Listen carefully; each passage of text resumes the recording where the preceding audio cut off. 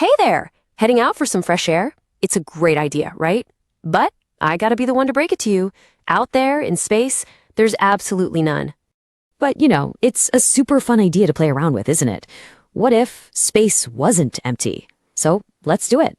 In this explainer, we are going to dive headfirst into what would actually happen if that huge cosmic void was suddenly full of air.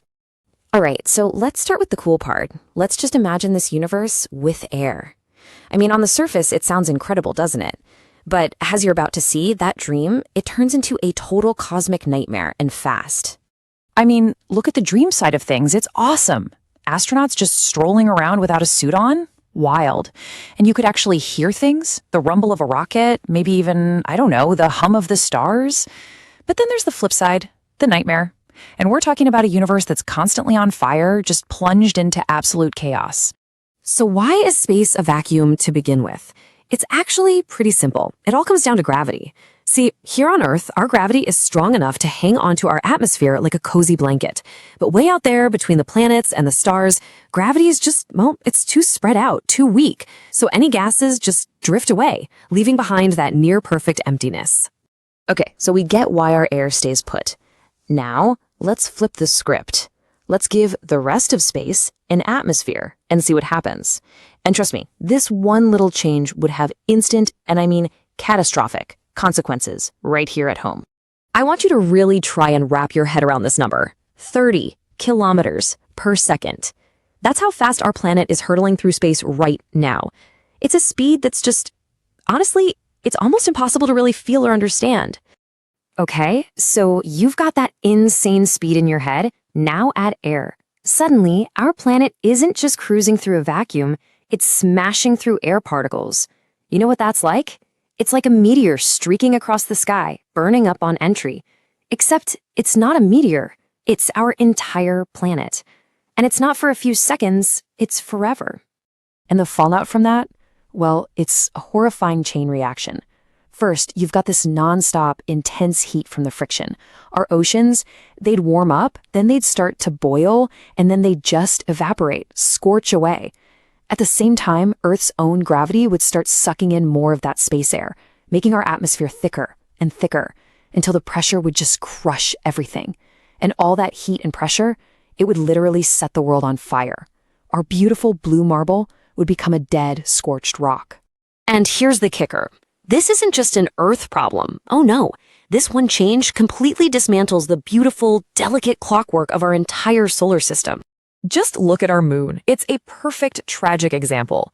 That constant drag from the air acts like a brake, slowing the moon down in its orbit. And when you slow down in orbit, you start to fall. It would begin this slow, graceful, but absolutely doomed spiral inward, getting closer and closer to Earth, until, bam, a collision that would completely reshape our planet. And yeah, the moon is just the beginning. Every single planet, every moon, every asteroid would be fighting the same drag. The perfect, stable orbits we rely on, gone. It would turn into a cosmic game of pool, with planets crashing into each other or spiraling into the sun.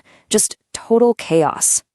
Okay, let's zoom all the way out. I mean, way out, beyond our solar system. Because this little thought experiment doesn't just wreck our neighborhood, it could bring about the end of the entire universe. Right, here's the thing we have to remember. Air isn't nothing. It's stuff. It has mass. And while a little bit of air feels like nothing, when you fill the entire universe with it, you are adding an unbelievable, unimaginable amount of mass to everything. And when you do that, you change the fundamental rules of gravity. All that new stuff would immediately start pulling on itself, clumping together. So what happens when all that gas starts clumping together? Well, you get a few different and frankly mind-bending endgames. All that mass could ignite and form totally bizarre new kinds of stars. Or it could just collapse under its own weight and create new monster-sized black holes.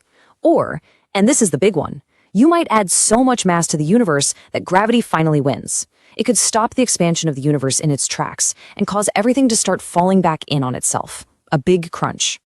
Wow. So after imagining all that fire and chaos and cosmic collapse, it brings us back to a really powerful idea. The importance of nothing. You see, It turns out that the emptiness of space isn't some kind of mistake or a flaw in the design. It is absolutely essential. That nothingness is the whole reason we have balance and stability. It's what lets planets stay in their lanes and what lets stars warm us from a safe, comfortable distance. And if you want to understand just how precious our little pocket of something is, think about this. If the Earth were the size of an apple, our whole breathable atmosphere, everything that keeps us alive, would be thinner than the skin of that apple. It really puts things in perspective, doesn't it? How fragile this all is. So it kind of turns the whole idea on its head. Our quiet, stable home in the cosmos only exists because it's surrounded by a whole lot of nothing. And it leaves you with one last question to chew on. Sometimes isn't nothing exactly what we need?